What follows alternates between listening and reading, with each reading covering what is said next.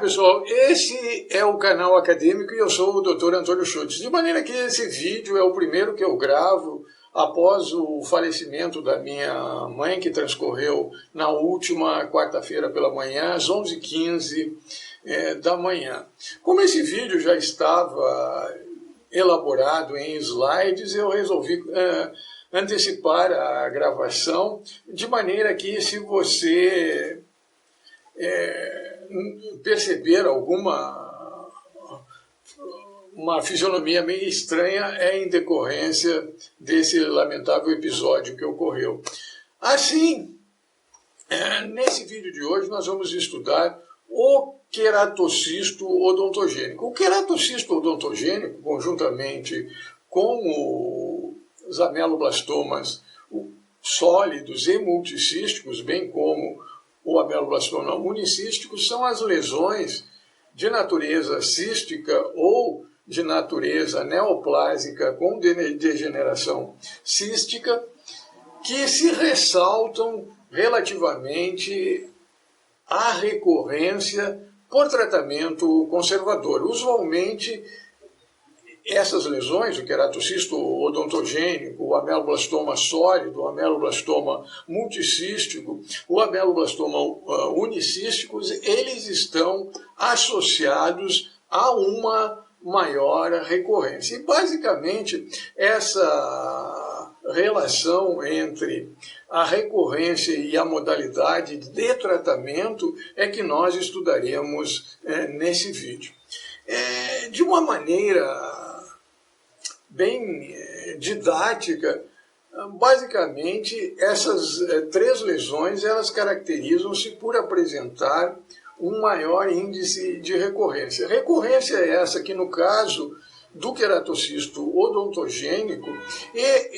essas recorrências elas guardam uma relação basicamente com a dificuldade de se remover a lesão inteira devido a apresentar uma junção epitélio-conjuntiva frouxa que possibilita a fragmentação desse epitélio de revestimento cístico ou a separação desse epitélio de revestimento cístico da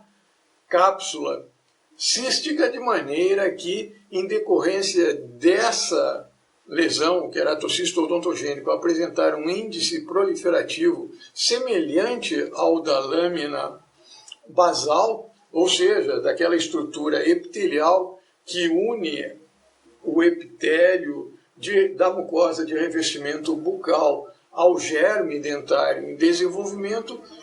Esses restos epiteliais eles conservam a proliferação dessas células, o índice proliferativo dessas células embrionárias, de maneira que, quando estimuladas apropriadamente, eles induzem a proliferação, dificultando a remoção, a sua remoção, caso esses fragmentos sejam deixados no interior do tecido ósseo, nas paredes da cavidade cística fragmentada, de maneira que, em decorrência desses índices, eles proliferam e induzem a formação do queratocisto odontogênico. Já as outras modalidades de lesões que apresentam esse elevado índice de recorrência, quais sejam os ameloblastomas sólidos ou multicísticos e o ameloblastoma unicístico, do tipo mural, eles caracterizam-se basicamente pelo poder de infiltração dessas células, que também dificulta a remoção dessas células infiltrantes se o tecido ósseo não for adequadamente removido. E é nesse contexto, entre essa relação que existe entre o índice de recorrência, a taxa de recorrência, com as diferentes modalidades de tratamentos que nós estudaremos agora no contexto do queratocisto odontogênico. Isto posto, O queratocisto odontogênico ele é classificado como um cisto de desenvolvimento. Relembrando que cisto é uma cavidade contendo no seu interior material líquido, semilíquido ou gás, que pode ser, mas não necessariamente é, revestida por um tecido epitelial. No caso do queratocisto odontogênico, ele é revestido por um tecido epitelial e apresenta no seu interior queratina. E é de desenvolvimento porque esse cisto, esse tecido epitelial que reveste essa cavidade cística que contém no seu interior queratina, esse epitélio tem origem em células embrionárias relacionadas com o desenvolvimento do dente. Ou seja, é a partir daquele tecido epitelial que conecta a mucosa de revestimento bucal com o órgão do esmalte do germe em desenvolvimento. Células essas da lâmina dentária que apresentam uma capacidade proliferativa embrionária quiescente que, quando estimulada, induz a proliferação. De maneira que, histologicamente, os queratocistos podem ser divididos em duas variantes. Uma variante ortoparaquinizada, em que esse epitélio de revestimento do queratocisto é constituído por uma camada de ortoqueratina. Essa ortoqueratina, basicamente, ela não apresenta no seu interior restos de núcleos das células que sofreram queratinização e que têm origem nas diferentes camadas desse epitélio de revestimento cístico, portanto, células totalmente diferenciadas. Esse epitélio de revestimento cístico é constituído por uma camada de células basais essas que se localizam empaliçadas, ou seja, distribuídas, localizadas lado a lado, em que o núcleo dessas células colunares, cilíndricas, eles apresentam uma polaridade inversa em relação à membrana basal, ou seja, essas células se localizam na extremidade oposta à lâmina basal, à camada basal. E também uma outra característica desses cistos ortoqueratinizados é a presença de uma camada de células granulosas. Também é importante, relativamente a esse cisto queratinizado, ortoqueratinizado ou paraqueratinizado, é que essa junção do epitélio com a cápsula cística essa em que nós encontramos fibroblastos, fibras colágenas, encontramos vasos capilares, células do processo inflamatório. Essa união entre essa cápsula e esse epitélio de revestimento cístico, ela é bastante frágil e quando da remoção cirúrgica, da enucleação, ela não raramente se fragmenta de maneira que restos desse tecido epitelial e dessa cápsula cística, que pode apresentar no seu interior os chamados cistos filhos, eles podem proliferar e induzir uma recorrência. Já o cisto da variante ortoqueratinizada, que é uma variante em que as células ou melhor dizendo, que a camada superficial de revestimento desse epitélio cístico, essa camada de queratina, as células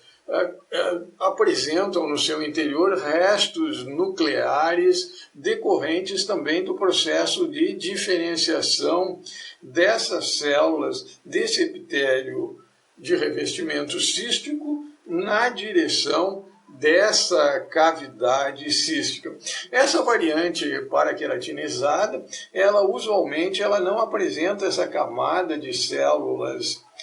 granulares,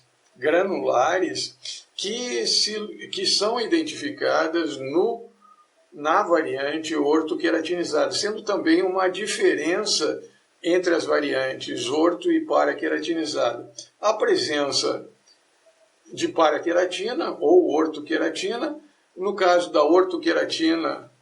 a presença dessa camada de células granulosas, e no caso dos paraqueratinizados, a ausência dessa camada de células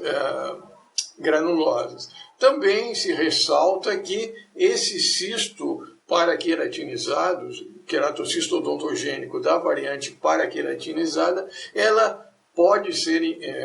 encontrada associada à síndrome de Gorlin-Goltz. Essa síndrome de Gorlin-Goltz, entre outras características clínicas, ela apresenta também a presença de múltiplos queratocistos esses usualmente da variante paraqueratinizada e que apresentam um índice de recorrência, seja na sua forma não sindrômica ou na forma sindrômica, com maior índice de recorrência. Feitas essas considerações acerca dos aspectos histopatológicos do queratocisto odontogênico, nós passamos a analisar e estudar alguns dos aspectos clínicos relacionados com essa patologia. Basicamente, é uma lesão que é mais frequente em homens do que em mulheres, na proporção de 2:1, é mais frequente na parte posterior da mandíbula, em que a maioria dos casos se localizam na parte posterior da mandíbula e na parte posterior da maxila, ressaltando o predomínio, a preferência pela parte posterior da mandíbula. Também se constatam alguns casos, em número menor, na porção anterior da mandíbula.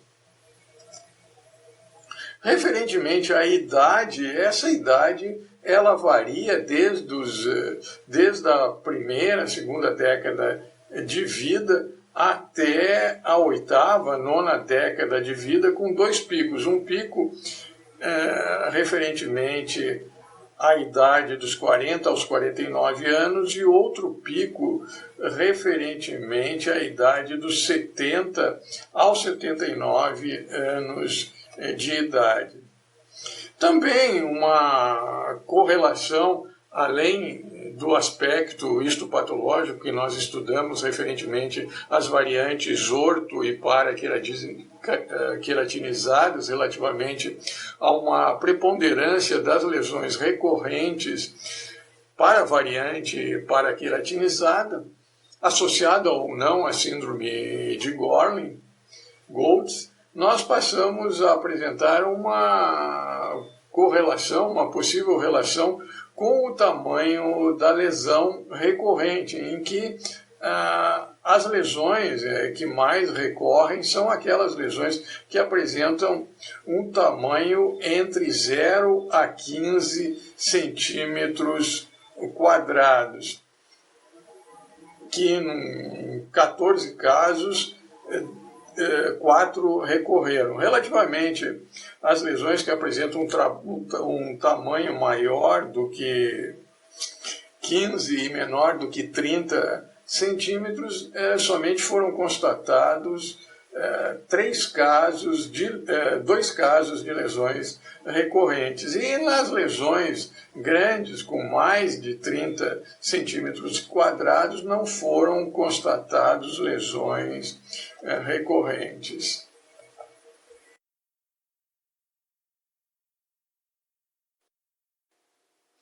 Feitas essas considerações acerca dos aspectos clínicos, nós apresentamos em tela um caso de um queratocisto odontogênico do tipo paraqueratinizado, envolvendo o corpo e o ramo da mandíbula. E basicamente essa lesão ela apresenta as características de uma lesão de natureza cística em decorrência dessa região, dessa radiolucência unilocular, cujo diagnóstico diferencial incluiria o cisto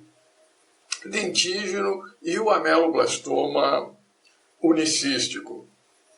Contudo, nesse caso,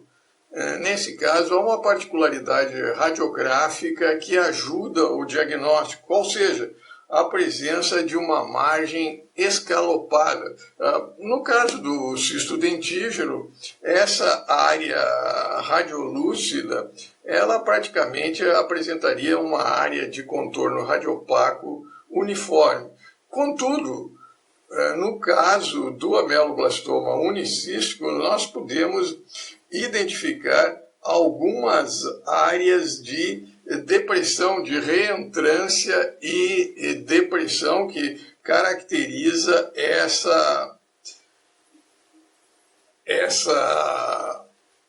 esse halo radiopaco do tipo escalopado. Já em relação ao ameloblastoma unicístico, além dessa cavidade cística, se identificaria também algumas multiloculações de permeio a essa área radiolúcida, radiotransparente de natureza cística. Isto posto, feito essas considerações radiográficas, nós passamos a compreender o mecanismo pelo qual o queratocisto odontogênico, especialmente o paraqueratinizado, que pode encontrar-se na forma sindrômica, presente na síndrome de Gorlin-Goltz, ou seja, a presença, dentre outros sintomas, de queratocistos múltiplos associados a carcinomas basocelulares, dentre outros sinais e sintomas que caracterizam essa síndrome de Gorlin-Goltz. Basicamente, esse queratocisto paraceratinizado, que ressalto novamente, pode apresentar-se na forma isolada, ou seja, não integrante da síndrome de Gorlin-Goltz, ou então como um componente dessa síndrome. Usualmente, quando componente dessa síndrome, ele se apresenta na forma múltipla. Contudo, os queratocistos não sindrômicos também apresentam esse potencial de recorrência, cujo mecanismo, tanto do queratocisto odontogênico sindrômico como do não sindrômico, é basicamente o mesmo. E eles guardam essa atividade proliferativa do epitélio de revestimentos císticos desses queratocistos paraqueratinizados, uma relação com a presença de receptores em nível da membrana celular das células presentes nesse epitélio de revestimento cístico, ou seja, os receptores PTCH1 e PTCH2, que quando não encontram-se ativados, eles promovem uma inibição de uma outra proteína denominada SMNO. Ou seja, uma proteína de atenuação. De maneira que essa proteína, quando ela é SMNO, quando ela está inativada, não ocorre a ligação de uma outra proteína denominada SUFU a outra proteína denominada proteína GLI ou proteína do glioma, que se encontra inativada, que é um fator de transcrição e que, em decorrência dessa inibição dessa proteína SMNO e consequentemente, a não ligação com a proteína SUFU, e essa proteína, esse fator de transcrição que migraria para o núcleo, ativando genes relacionados com o controle da proliferação celular, esse mecanismo, essa migração desse fator de transcrição GLI do citoplasma para o núcleo, ele não ocorre. Por outro lado, quando esse receptor PTCH1 ou PTCH2 ele é ativado por meio do seu ligante, o SHH, ou seja, a Sonic Red Rod ativação, que é uma ativação que resulta na inibição da proteína SMNO, de maneira que, não tornando-se, consequentemente, com a sua atividade funcional, essa proteína SMNO, ela ativa a proteína SUFU, de maneira que o fator GLI, fator de transcrição nuclear, ele se liga, forma um complexo de ligação, um complexo enzimático, de maneira que, em decorrência dessa ligação, dessa ativação desse fator de transcrição nuclear GLI, ele migra para o núcleo ativando genes responsáveis pela proliferação celular e ativando essa proliferação celular. E, finalmente, nós dispomos de mecanismos, ou, melhor dizendo, de compostos esses que podem regular, atenuar, inibir, seja a ligação do ligante SHH, ou seja, Sonic Red Rod, que ativa essa via de ativação desse fator GLI de maneira a induzir a geração de genes responsáveis pela proliferação celular, ou então inibindo a atividade dessa proteína SMNO, de maneira que também não vai ocorrer essa ligação dessa proteína SUFU, consequentemente vai ocorrer a inibição dessa migração e, consequentemente, a ativação desses genes responsáveis pela indução da proliferação celular em nível desse epitélio de revestimento cístico do queratocisto paraqueratinizado, associado ou não à síndrome de Gorlin-Gold. Finalmente, nós apresentamos a relação existente entre os diferentes tipos de tratamento, diferentes modalidades de tratamento e a recorrência decorrente desse tratamento. Lembrando que, basicamente, a recorrência do queratocisto odontogênico, ela guarda uma relação com a dificuldade da remoção cirúrgica integral da lesão, porquanto a junção epitélio-conjuntivo ela é bastante frágil, de maneira que não raramente, na tentativa de se remover integralmente a lesão, se promove a fragmentação dessa lesão e, consequentemente, da cápsula cística e, consequentemente, a proliferação, seja de restos epiteliais do epitélio de revestimento cístico, seja de cistos filhos presentes no interior dessa cápsula cística. De maneira que em tela nós apresentamos um trabalho de um grupo de professores africanos em que esses professores estudaram essa relação entre as diferentes modalidades de tratamento com relação à recorrência por meio da meta-análise. Assim, em tela, a simples enucleação ela proporcionou uma recorrência de 23%, com uma diferença estatisticamente significativa menor que 0,05 em um nível de probabilidade de 95%. Contudo, a heterogeneidade dessa lesão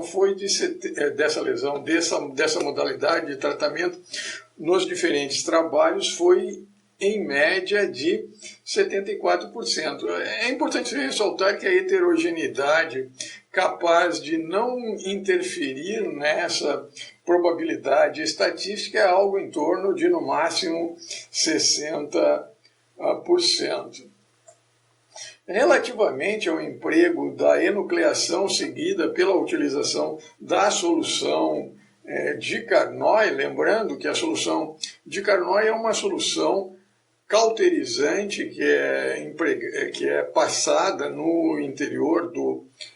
tecido ósseo, na superfície óssea, de maneira a promover a cauterização de eventuais restos epiteliais que tenham permanecido. E essa solução de Carnoy, ela contém na sua composição o clorofórmio. O clorofórmio é um composto considerado carcinogênico pela FDA americana, de maneira que ela não indica essa utilização. A despeito dela não indicar a utilização da solução de Carnoy, a solução de Carnoy ela continua sendo utilizada, porquanto a versão modificada dessa solução, com a remoção do clorofórmio e a sua substituição por um outro composto,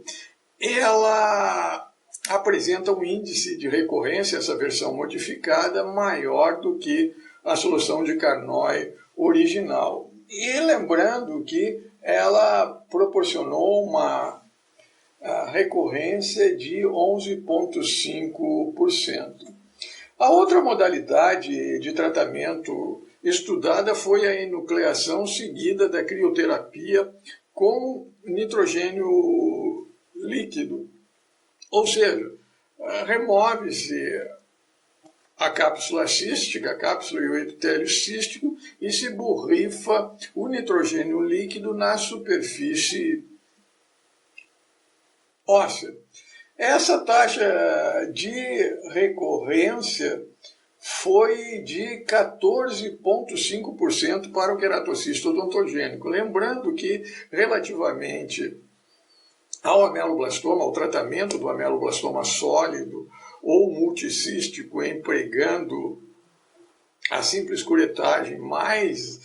a crioterapia, foi algo em torno de 33, e no contexto das meta-análises realizadas mais recentemente é algo em torno de 40 a 41%. Também a diferença estatística foi menor do que 0,05,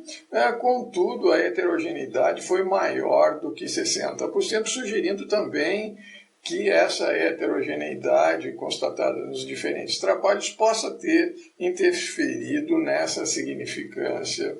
estatística. A outra modalidade de tratamento testado foi o emprego da marsupialização ou da descompressão, lembrando que a descompressão consiste em você introduzir uma cânula no interior da cavidade cística, promovendo a diminuição da pressão intracística e, consequentemente, a redução da lesão, facilitando a sua remoção. A marsupialização é basicamente uma incisão que se realiza suturando a cápsula e o epitélio cístico na mucosa de revestimento oral, também promovendo uma diminuição da pressão intracística e da a diminuição do tamanho da lesão, facilitando numa segunda etapa a enucleação com osteotomia periférica.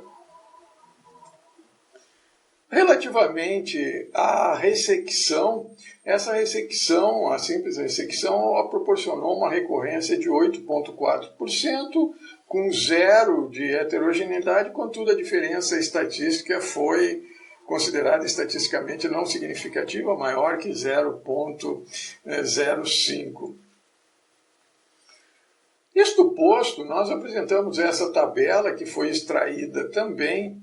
de um outro trabalho, cuja referência é apresentada em tela,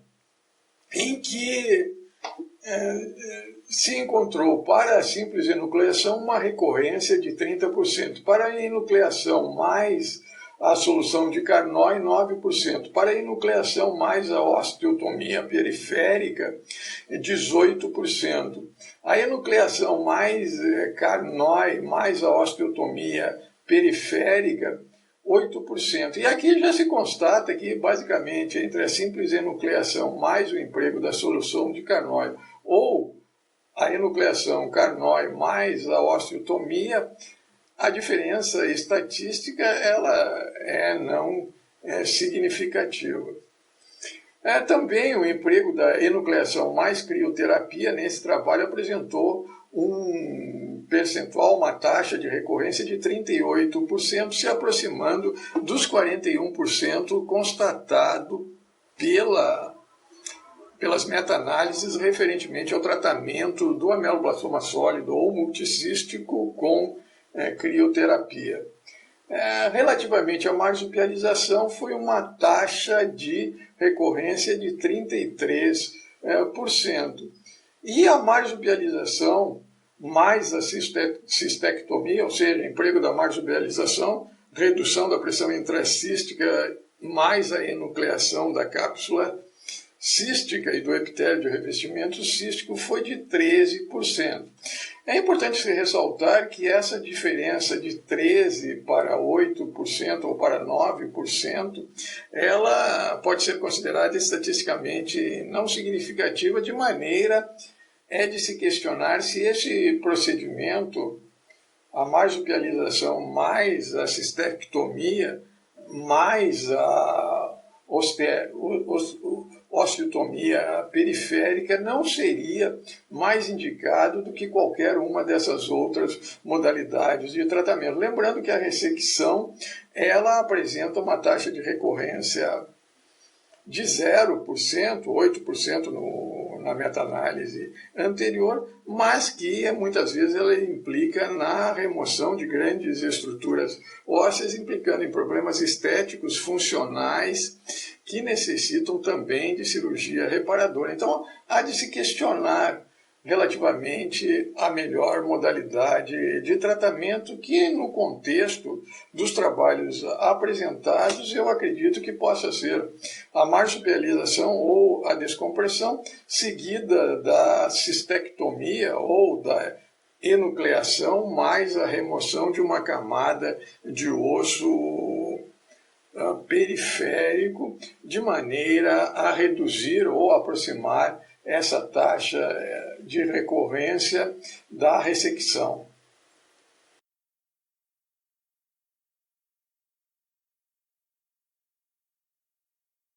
Nesse vídeo nós apresentamos a relação entre os aspectos clínicos e histopatológicos relativamente à taxa de recorrência. Também nós apresentamos um mecanismo molecular responsável por esse maior índice proliferativo do epitélio de revestimento do queratocisto odontogênico. De maneira que nós contextualizamos esses fatores, esses aspectos clínicos, histopatológicos, bem como os aspectos moleculares relacionados com a recorrência, no contexto também das diferentes modalidades de tratamento que se utiliza para tratar o queratocisto no contexto das recorrências. E nesse contexto, entre a relação do tratamento com as recorrências, um dos tratamentos que se ressalta é a utilização da marsupialização como uma primeira etapa, a marsupialização ou a descompressão como uma primeira etapa, objetivando a atenuação da pressão intracística, consequentemente a diminuição do tamanho da lesão, a cistectomia e talvez adicionar a osteotomia periférica. De maneira que, com esse procedimento, entendo que se atenua as desvantagens de se utilizar a ressecção.